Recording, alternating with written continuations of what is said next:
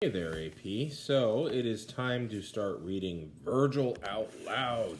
Um, I'm not going to make you read it out loud.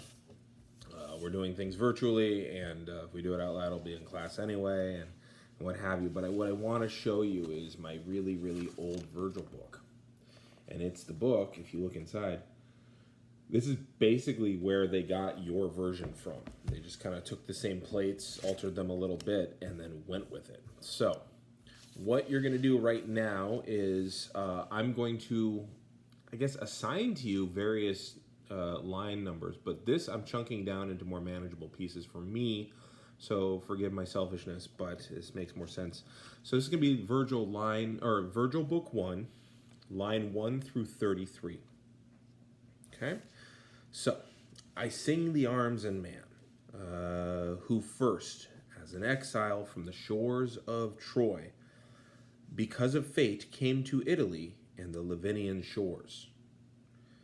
That man, having been tossed about a whole lot, or a great deal, both on land and at sea, by the force of the gods, by the power of the gods, of those above, and because of the long remembering, the unforgetting wrath of cruel Juno, of savage Juno. And having endured or suffered much, also in war, until he could found a city and bring his gods into Latium, from where the Latin peoples and the Alban fathers and the walls of lofty Rome originated.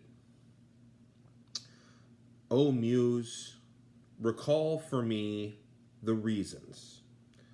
With what divine will, what divine power, having been wounded or grieving, at what did the Queen of the Gods force a man well known, not well known, famous, exemplary, in his piety, in his sense of duty to the gods, to undergo so many misfortunes and to confront so many, not confront, to face so many hazards? Do the heavenly spirits, the heavenly bodies, the heaven dwellers, do they possess wrath of such a magnitude? Okay. There was an ancient city. Tyrian settlers or colonists held it. Carthage, far away or far across, from Italy in the mouths of the Tiber River. It would have had a delta, so multiple mouths. Rich in resources and most fierce in its pursuits of war.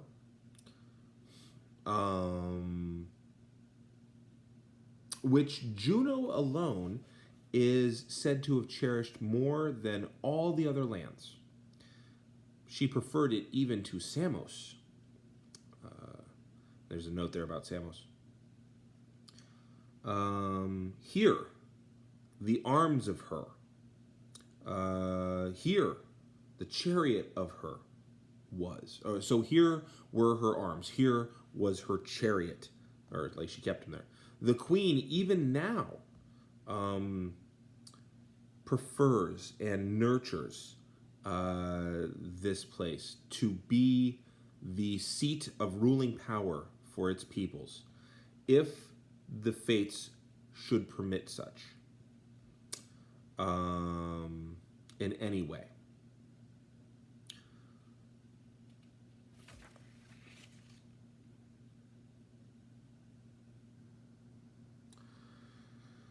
But indeed, she had heard that the offspring, which would one day topple the Tyrian tower, citadel, fortress, was was being led by the blood, was being led by Trojan blood, or from Trojan blood, from this offspring, or actually you could consider the toppling of the thing, from this uh, would come a people who ruled far and who were proud in war, who would be marked for the destruction of Libya.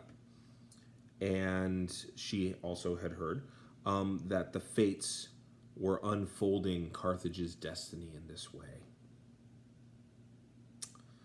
The Saturnian, fearing this and mindful of the ancient war, because she had at first waged war on Troy on behalf of her beloved Argives. This is a word for the Greeks. You want to probably make a chart for all the different names of the Greeks and all the different names of Aeneas and all the different names of each god. Okay. So far for Juno, you've got Juno. You've also got Saturnian. Okay. And for the Greeks now, you've already got the Argives.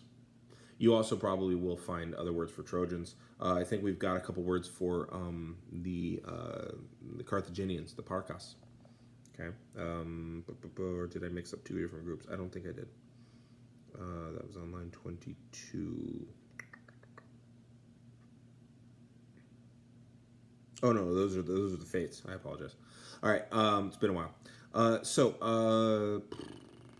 She waged war on Troy on behalf of her beloved Argives, and she had not even yet let the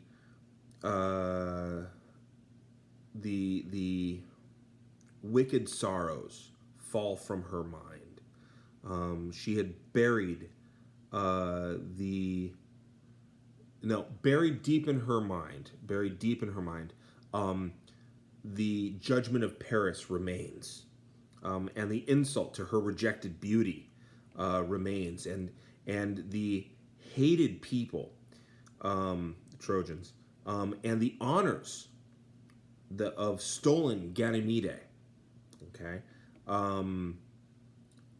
she is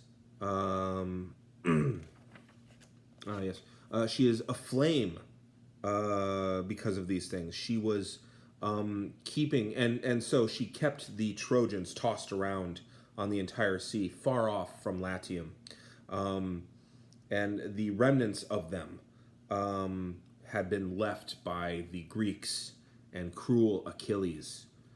So like this is just the remnants that the Greeks didn't get to kill. And the Trojans, were off wandering for many years, driven around by the fates, driven around all the seas by the fates. Of so great a struggle was it to found the Roman people. And that's why I'm stopping there, because thematically it's just kind of a cool thing. We'll get to talk about that in class, okay? So hopefully you've translated all that. You shouldn't have listened to this. Spoiler alert. So I'll tell you to translate a section, and then this will be the translation for it. So you can check against that, and then we can talk about it in class, all right? I'm going to hit the button.